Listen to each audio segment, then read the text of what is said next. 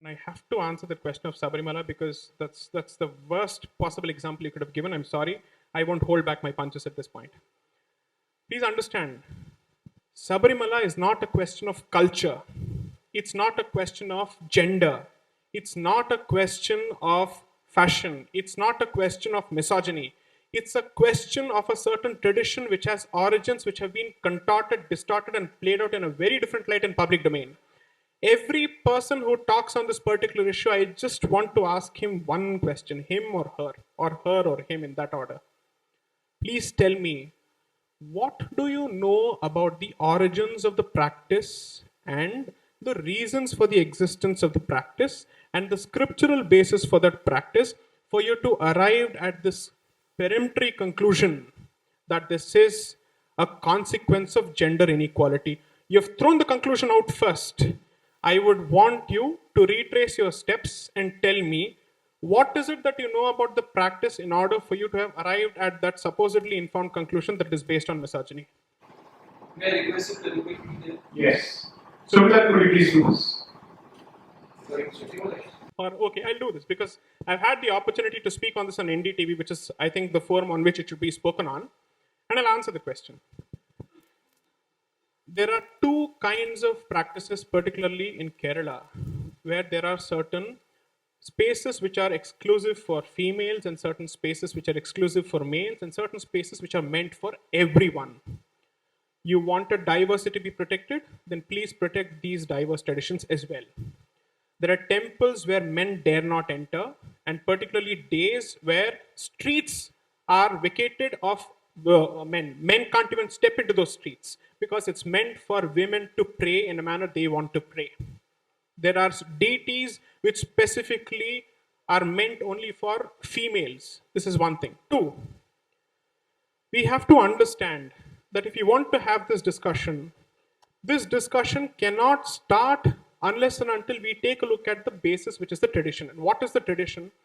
Every temple has a tradition with respect to the mythology it subscribes to, the history that it subscribes to, from where the tradition flows. In this case, the deity of Sabarimala, Lord Ayyappa, has taken upon himself, at least that is the belief, the vow of Naistika Brahmacharya, which means eternal Brahmacharya. Naistika Brahmacharya is equally a tradition which is observed by a lot of sadhus who are not meant to come in touch with women at all. And this is not based on misogyny. There could be reciprocal rules with respect to women and their contact with men. It's not something that is entirely directed at women based on discrimination. This is the worst possible myth that somehow these people, the spin masters, have managed to put it out in public domain. The rules of that school of thought require that you do not come in contact with women who still have reproductive capabilities. Now they've twisted this entire argument, and since we are all adults here, I'll have to make this point. We've twisted this entire argument to say this is based on your hatred of or your stigma associated with menstruation. The argument has gone to that level. There are temples in this country which worship the physical process of menstruation. The Kamakhya temple. Who doesn't know this? Therefore, using one particular instance, and that too with truncated knowledge of the history of the particular temple, to bandy the entire institution and use it as the launch port for banding the entire community, I think needs to stop. This is the factual answer. I have not brought in emotion here. Second, as part of their analysis, the law requires the Supreme Court to do two things. And I've written on this issue. Specifically, I've written on the Sabarimala issue, which is why I was called on the debate, because I've specifically said, please don't bring caste and feminism in every discussion because not everything is related to that. There are some things which are dehorse that. The Supreme Court has said, and this is citing Article 16.5 of the Constitution with respect to appointment of priests in the Madurai Meenakshi temple, saying that respect the agamas or the scriptures that apply to a temple as long as they are not negatively discriminatory. इसका मतलब ये है, you are entitled to select a few people in terms of ingress and egress on positive attributes. But if you say, this person of this caste shall not enter this particular place, that tradition has no business being in modern India and constitutional India. I'm with you. And if it says no woman can enter that particular place, you're right. But it has qualified the position, it has given an age group, and it follows a certain tradition which is based on certain aspects which most people may not even believe in, or even if they believe in, they would not want to say that they believe in it. Do you know the tradition of Deva Prashna, which is actually followed in Sabarimala? The tradition is that the chief priest is supposed to be having a dialogue with the deity.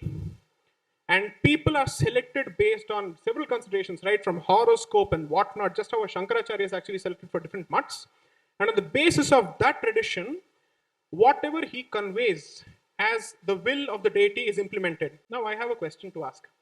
Have you seen the popular video of YouTube where in a certain mosque, they throw children right from the top and somebody is actually catching them at the bottom? This continues till date. This happens. Nobody questions that. The reaction, the original reaction in the Haji Ali case was, we don't want to get into this because this is a religious issue. It has been implemented. Why? The statement that was made by the board of Haji Ali was that it is a sin for women to come and touch or even be in the proximity of the mosque and the dargah because it is impure. That is the statement that they made. Ask one representative of the TDB or the Travancore Devaswam board to make the statement. They will not make the statement because that is not the truth. That is the point. Here you have an instance where somebody is saying that women are positively dirty and them entering the place of worship is wrong and it defiles the place. Never has such a statement been made in court with respect to the Ayappa temple.